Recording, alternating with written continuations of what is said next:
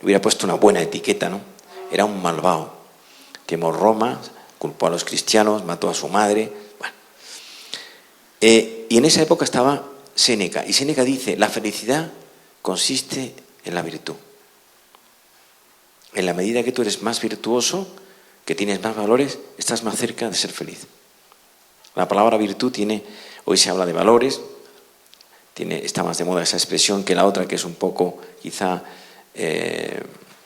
clerical, diría yo. Y tiene dos etimologías. Vir, de virtud, vir, V-I-R, que significa varón. La virtud es algo recio, fuerte, sólido. Y en griego es arete, que significa aspirar a lo excelente. Un siglo después, otro pensador dice, la felicidad consiste en el placer. Este autor se llama Epicuro. En la medida en que tienes más placeres y el placer es más intenso, tú estás más feliz. Aristóteles dice, la felicidad consiste en saber, en conocer. Entonces vamos viendo cómo distintos de 20 siglos de esto. Dice Platón, la felicidad consiste en el amor. Amar es el deseo de engendrar en la belleza. Entonces vamos viendo cómo se producen distintas... Bien, hoy en la ciencia psicológica lo que tenemos que tener claro es que la felicidad es plenitud. Pero es una plenitud curiosa, porque voy a hacer eso que decía antes, una enmienda al conjunto de lo que estoy diciendo. Quiero ponerles varios ejemplos históricos antes de terminar. En primer lugar, que no quiero cansarles, que me da miedo que ustedes se agoten. Quiero comentar la felicidad de un personaje del siglo XVI por el que yo tengo pasión. Me hubiera gustado ser el secretario de él, o el que le limpiaba los zapatos, vamos, quizá ni secretario, el limpiabotas de él. Tomás Moro. Tomás Moro, siglo XVI, Inglaterra. Y Tomás Moro es Lord Canciller de Inglaterra, es la mano derecha del rey Enrique VIII. Y Enrique VIII se casó con la mujer de su hermano, que murió, el rey Arturo, que era una española, Catalina de Aragón, y luego tuvo muchos amoríos. Tuvo a Ana Bolena, Catalina Seymour, Catalina Howard, y a todas las fue matando. No las mataba él, había un encargado. Y en un momento dado quiso anular su matrimonio. Como era el rey, no había democracia. La primera democracia empieza en la Revolución Británica, 1648. La segunda democracia es la Revolución Francesa, 1789. Pues el rey, como todo el mundo le decía que sí, menos Tomás Moro, lo mandó a la cárcel y le quitó sus cargos. Y Tomás Moro muere en la cárcel de Londres en 1535. Un verdugo le cortó la cabeza con un hacha. La guillotina se inventa 2 siglos después. Y el último libro de Tomás Moro se llama Cartas desde la prisión, se lo recomiendo. Los aristócratas de la cultura que lo compren y lo lean. Y los otros que se vayan a ver la televisión, los programas basura. Y Tomás Moro en la cárcel dice, estoy feliz y estoy contento, porque muero por mis ideales. Es decir, la felicidad consiste en estar contento con uno mismo al hacer algo que merezca la pena con la propia vida. Algo grande. La felicidad no depende de la realidad, sino de la interpretación de la realidad que uno hace. ¿Cómo es posible que un hombre muera en una cárcel, que no debía ser un hotel de 3 estrellas, solo, arruinado, quitado de sus cargos y feliz? Dice en las últimas palabras suyas, muero amigo de Dios y fiel a mi rey. No ha tenido Inglaterra en 5 siglos un personaje igual. No lo ha habido. Segundo ejemplo, otro ejemplo histórico. Este más cercano. Sudáfrica, país de negros, el 95% de la población es negra, en donde mandan los blancos.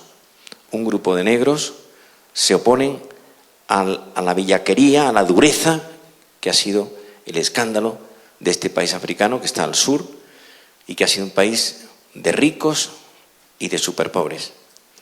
Yo he estado el año pasado en Ciudad del Cabo y en Johannesburgo, bancos para blancos en la calle y bancos para negros. Parques para blancos que eran excepcionales y lo peor de lo peor para los negros. Y de pronto aparece un personaje que se llama Nelson Mandela, que no quiere, que no le da la gana que esto sea así. Y entonces lucha contra ese poder y no había democracia, va a la cárcel. 28 años en la cárcel, en la isla de Robben, al sur de Ciudad del Cabo, con otros 2 personajes menos conocidos, Sisulu y Tambo. Y cuando uno lee lo que escribe Nelson Mandela está feliz en la cárcel. Veía una vez al año a su mujer durante media hora. Intoxicaron los guardias que le custodiaban, contándole que su mujer había escrito contra él, que le quería abandonar. Es decir, era todo tipo de malversación psicológica. Y Nelson Mandela, los escritos de ese tiempo, cuando han salido publicados, han sido excepcionales. Alegría, serenidad, paz, entusiasmo, ilusión. La felicidad no depende de la realidad, sino de la interpretación de la realidad que uno hace. Tercer ejemplo, dice ya, y con este termino. Tercer ejemplo, un vietnamita. Este autor lo conocí yo en Londres, no a él, sino a su libro. Nguyen Van Tuan. Van Tuan era un sacerdote católico del Vietnam. Vietnam fue un país catequizado por los jesuitas franceses en el siglo XVIII. Hoy, después de haber pasado el comunismo, incluso el 30 y tantos % de la población es católica. Y de pronto este sujeto lo nombran en plena época comunista obispo de Saigón. Y entonces se va a la cárcel de hoy para mañana. Y lo llevan a una cárcel de donde estuvo 9 años, en una cárcel solo, en una habitación de 2x3. Es un cubículo. Los psiquiatras sabemos que una persona en esas condiciones se vuelve loco.